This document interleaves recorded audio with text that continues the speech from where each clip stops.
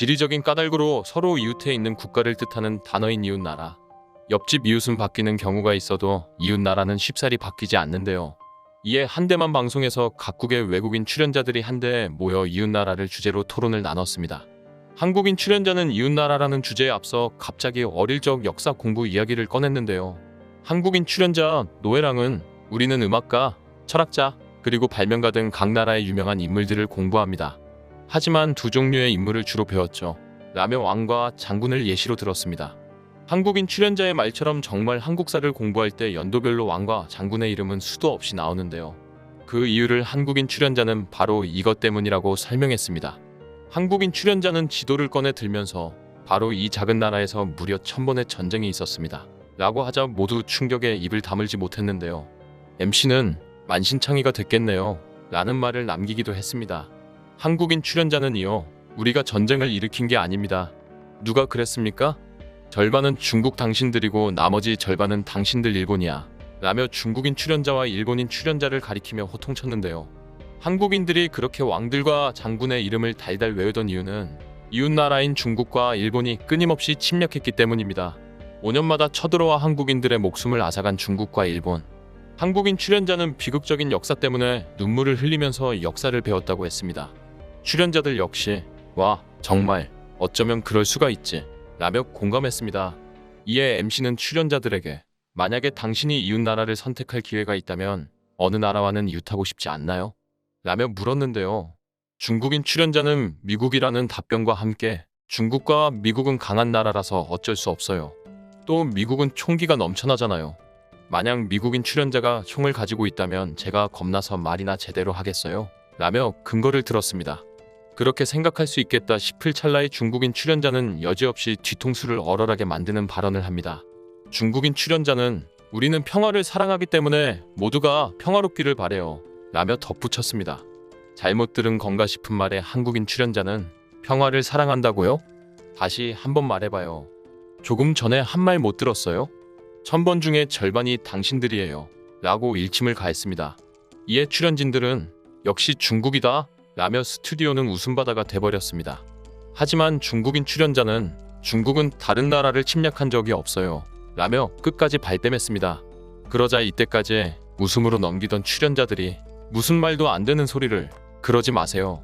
라며 정색해버렸는데요. 중국인 출연자는 끊임없이 우리가 주도적으로 다른 나라를 침략한 적은 없습니다. 라며 헛소리를 하자 MC는 다들 5페이지 5번째 줄 펼치세요. 라며 분위기를 난장판으로 만드는 그녀의 입을 다물게 하고 다음으로 넘어가려고 했습니다.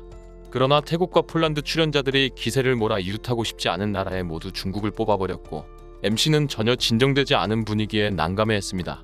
MC는 분위기 전환을 위해 만약 이웃하고 싶은 나라를 고르라면 어느 나라인가요? 라는 질문을 하는데요. 이에 폴란드인 출연자는 고민 없이 바로 한국을 선택했습니다.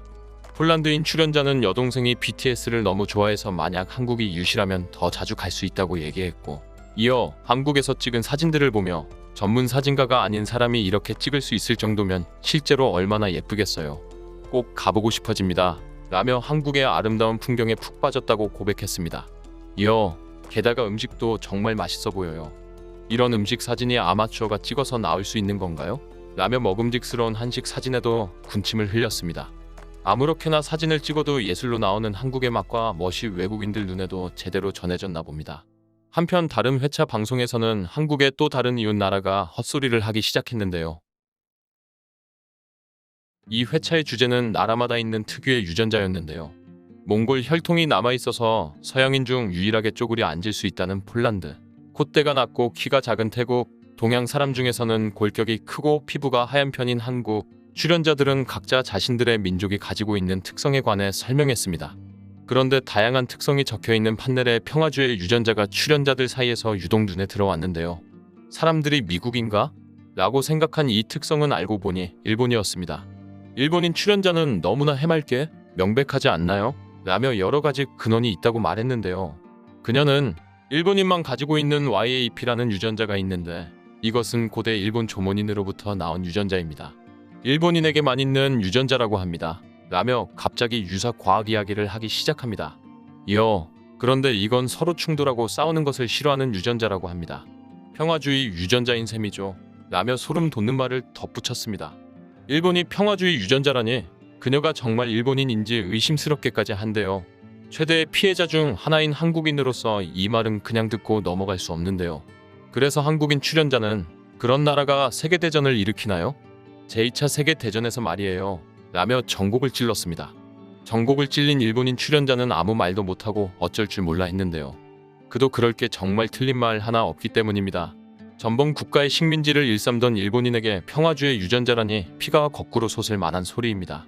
자신들의 지난 잘못을 인정하지 않고 덮고 조작하는 중국과 일본을 한국인 출연자들이 해외 방송에서 잘못된 역사를 바로잡고 그들을 참교육하는 모습이 자랑스럽습니다. MC는 방송 초반에 이런 말을 합니다. 사람들이 말하기를 천금을 주면 집을 사고 만금을 주면 이웃을 산다고 합니다. 당신이 좋은 집을 샀다고 해서 삶이 갑자기 좋아질까요? 아니죠.